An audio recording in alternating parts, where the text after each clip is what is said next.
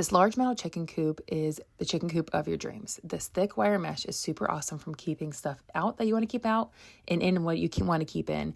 It also has a very secure door right here that's easy to open and shut whenever you need to go out or in. It also has really awesome, a sturdy foundation, and it has heavy duty galvanized iron pipes, a waterproof cover, and the ability to allow your animals to run freely whenever they need to. So check this review out. Hey everybody, I'm here to review this chicken coop, and there's really a lot of things awesome about it. Well, first off, you can see it's a windy day, but you don't have to worry about that with this chicken coop because you can actually put rods on each one of the four corners and it'll keep it sturdy all day long, all night long, all wind long. I also love the fact that this is a thick wire mesh right here to protect your chickens, to keep them in safety. I also love the fact that this is a really awesome roof right here. It has UV protection as well as waterproof. It's a waterproof material. It has this really awesome door right here that you can open right here, and then you can easily get into your chickens. Right here is when you open it, and right here is where you open it, and you can easily just shut it like this. And it also has very sturdy rods right here, which I really like. This can fit up to 15 chickens, hens, chickens, ducks, small animals, so that's really a lot of space. It's about almost 10 feet this way, 6 feet high, and then 6.5 feet wide. And so I absolutely love that. And so I absolutely think it's a great thing, especially if you do have a lot of chickens, a lot of animals, and this is a great way to keep them safe. And so I hope this review helps. Here is everything that it comes with, and I wanted to show it up close because I do think it's important to see what you're working with. It took about 3.5 hours to put together, and I did have my husband and father-in-law helping me. So it's very easy to install. The instructions are awesome, but I did want to let you know it does take a bit of time. So here we go to install it. The easiest thing to do to start installing is actually setting it up like I have, and you're going to connect all of these together all four ways around. The base has these clicks that you're going to be able to just clip right in, as you guys can see, and so it makes building the foundation super easy. Now we're going to insert pole F with the holes facing down, and you're going to click those into the four corners like we just installed.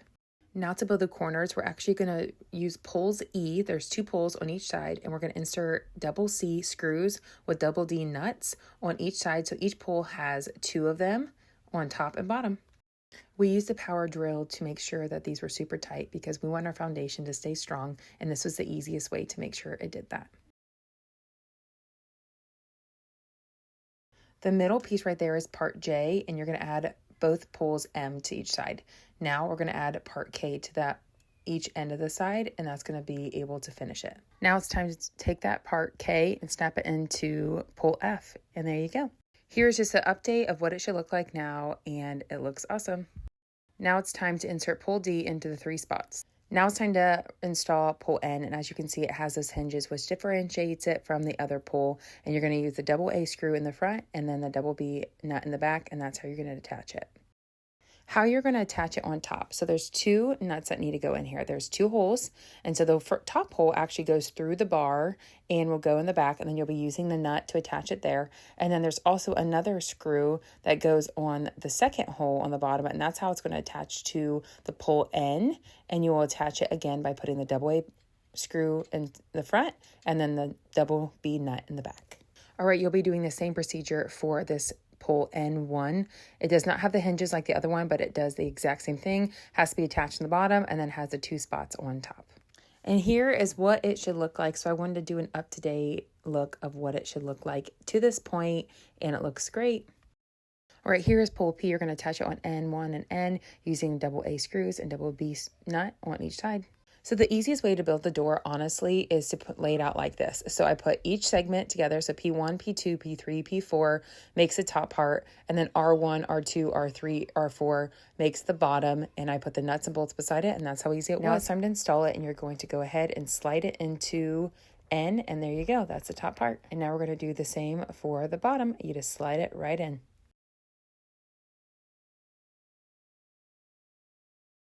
Now it's time to make the locks for the doors. You're going to go ahead and use part S. Use the double A screw, double B nut in the back, and that's how you secure it. And once you let it go, that's how easy it is to open the door. All right, so you're going to do the exact same thing 2 times on the side of the door. You're going to grab that part S, do double A screw with a double B nut, and once you secure it, you're going to be able to open it very easy like that. All right, so we built our foundation, and now it's time to put on the thick wire mesh. We're going to go ahead from one side all the way to the other, just like this. Now it's time to use the zip ties, which it came with a lot of zip ties, which is super nice. And you're going to go ahead and attach the wire mesh to the foundation. Now it's time to do this back side with a thick wire mesh. We have to do the thick wire mesh on the front side as well where the door is. So now you have to cut the pieces out in order for the door to be able to open and shut. And this is how you're going to do that. Here's what it looks like without the roof. That is the final step, but all the zip ties are around on all of the pulls in order to keep it tight and secure and for all of the animals to be safe that is in it. So I absolutely love it. So now let's go put the roof on.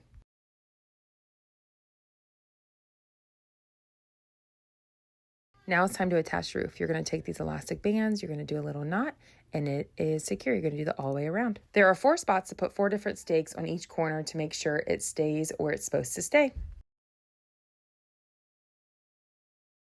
And that's it. Here we are. This is the little chicken hotel, as what I call it. Perfect way to keep them safe, as well as keeping everything out, keeping them in, having a great place for them to be able to run around.